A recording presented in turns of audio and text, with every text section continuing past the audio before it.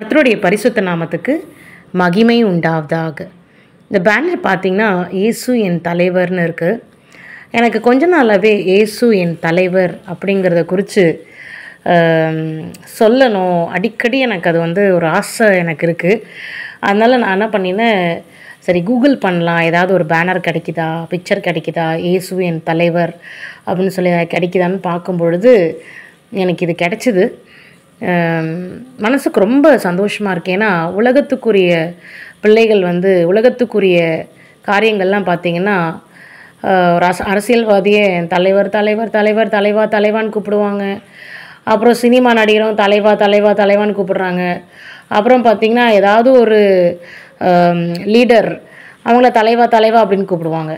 ஆனால் என்னை பொறுத்த வரைக்கும் மிக சிறந்த பெரிய லீடர் இந்த நாட் ஒன்லி மனுஷங்களுக்கு, எல்லா படைப்புகளுக்கும் ஒரே லீடர், ஒரே தலைவர் இயேசு கிறிஸ்து மட்டும்தான்.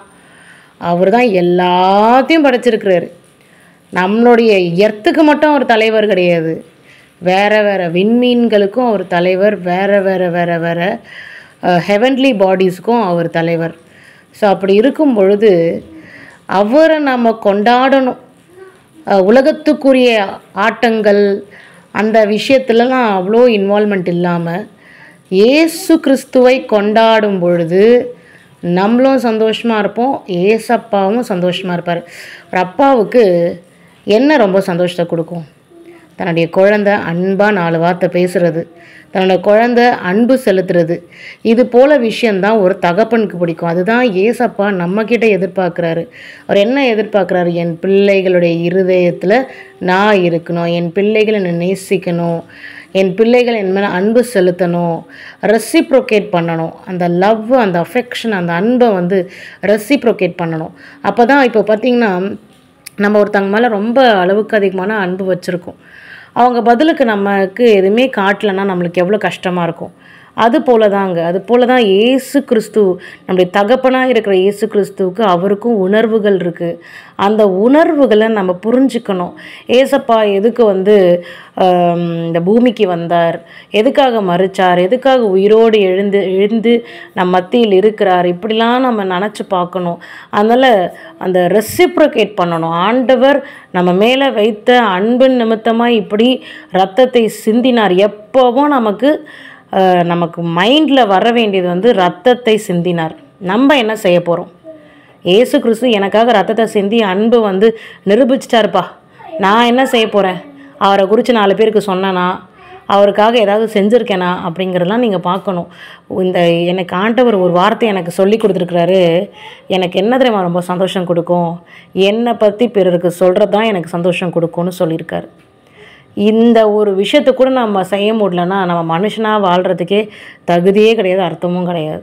அதனால் ஒவ்வொரு பிள்ளைகளும், கேட்டுக்கொண்டிருக்கிற பிள்ளைகள், இயேசு கிறிஸ்துவை குறித்து யாருக்காவது நீங்கள் சொல்லணும். அவருடைய நன்மைகள், அவர் செய்த நன்மைகள், உங்கள் வாழ்க்கையில் செய்த நன்மைகள், அதிசயங்கள் எதுனாலும் நீங்கள் மற்றவங்ககிட்ட ஷேர் பண்ணும் பொழுது கர்த்தர் சந்தோஷப்படுகிறார். அதனால் இந்த காரியம் ஆண்டவர் சந்தோஷப்படுறாருன்னா அந்த காரியத்தை நீங்கள் செய்யணும். அப்போ இயேசு தலைவர் அப்படின்னா தலைவருக்கு எது சந்தோஷத்தை கொடுக்கும்? அவரை பற்றி பிறருக்கு சொல்லும் பொழுது. அந்த ஒரு விஷயம் நம்ம ஏன் ஆண்டவர் விஷயத்தில் பண்ணுறதில்ல? உலகத்துக்குரிய காரியத்தையே, உலகத்தில் தான் வாழ்கிறோம், நான் இல்லைன்னு சொல்லலை. ஆனால் உலகம் எப்படி? உலகத்துக்குரிய தலைவர் யார்? உலகத்தை உண்டு பண்ணினவர் யார்? அவரை சந்தோஷமாக வச்சா தானே நீங்கள் சந்தோஷமாக இருக்க முடியும். அப்போ ஆண்டவரை சந்தோஷமாக வச்சுக்கும் பொழுது ஆண்டவர் உங்களை சந்தோஷமாக வச்சுக்குவார். இப்போ அரசியல் தலைவர் இருக்காங்க, அவங்கள நீங்கள் சந்தோஷமாக வச்சா தானே உங்களை நல்லா கவனிப்பாங்க. அப்போ உலகத்துக்குரிய காரியத்துக்கே ஒரு கிவ் அண்ட் டேக் இருக்குது, கொடுக்கறது வாங்கிறது இருக்குது. அப்போ அன்பை கொடுக்கறது, அன்பை வாங்கிறது இருக்குது.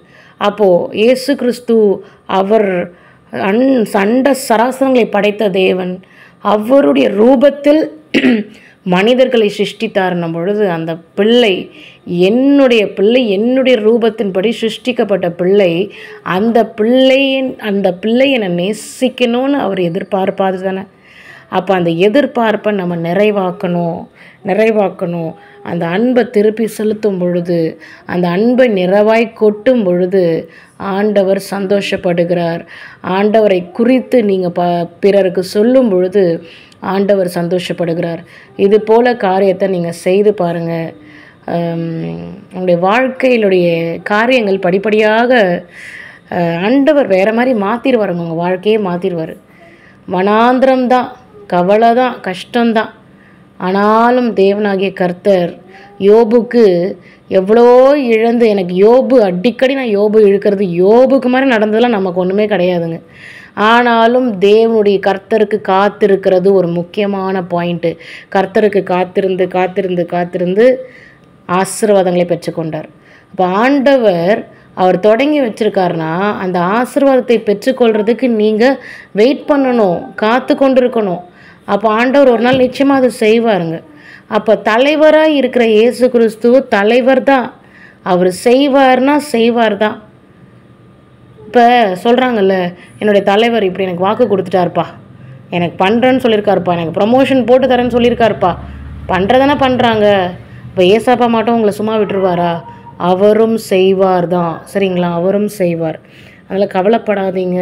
உங்களுடைய வாழ்க்கையில் உங்களுடைய தலைவராக இயேசு கிறிஸ்துவை ஏற்றுக்கொள்ளும் பொழுது, உங்களுடைய ஹெட்டாக இயேசு கிறிஸ்துவை ஏற்றுக்கொள்ளும் பொழுது உங்களுடைய வாழ்க்கையினுடைய காரியங்களை நிச்சயமாகவே அவர் மாற்றுவார். இது சும்மா சொல்லாதீங்க சிஸ்டர், சும்மா ஆண்டவர் இதை செய்வார். நிச்சயமாக செய்வாருங்க, நிச்சயமாக செய்வார். அவரை விசுவாசிச்சிங்கன்னா நிச்சயமாக செய்வார். அவரை விசுவாசிக்கிறதுனா ஒரு நாள் விசுவாசிச்சுட்டு அடுத்த நாள் விட்டுருவேன் அப்படி கிடையாதுங்க. தொடர்ந்து எதை தேடுகிறீர்களோ அதையே நாடுங்கள். இந்த வசனம் எனக்கு ரொம்ப மிக மிக மிக ஒரு டச்சிங் வசனம். எதை தேடுகிறோ அதை நாடுங்கள். இதை நீங்கள் நாடிட்டே இருக்கும் பொழுது ஆண்டவருடைய வாக்குத்தத்தம் ஒரு நாள் நிச்சயமாக நிறைவேற்ற ஆண்டவர் வல்லவராக இருக்கிறார்.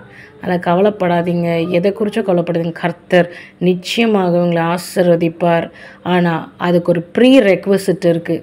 என்ன ப்ரீ ரெக்வசிட்னா, இயேசுவை உங்களுடைய சொந்த இரட்சகராய், உங்களுடைய தலைவராய், உங்களுடைய ஹெட்டாக, உங்களுடைய டாப் மோஸ்ட் ப்ரையாரிட்டி, உங்களுடைய முதல் இடம் அவருக்கு நீங்கள் கொடுக்கும் பொழுது நிச்சயமாகவே காரியங்களை உங்களுக்கு சாதகமாய் மாற்றி விடுவார்.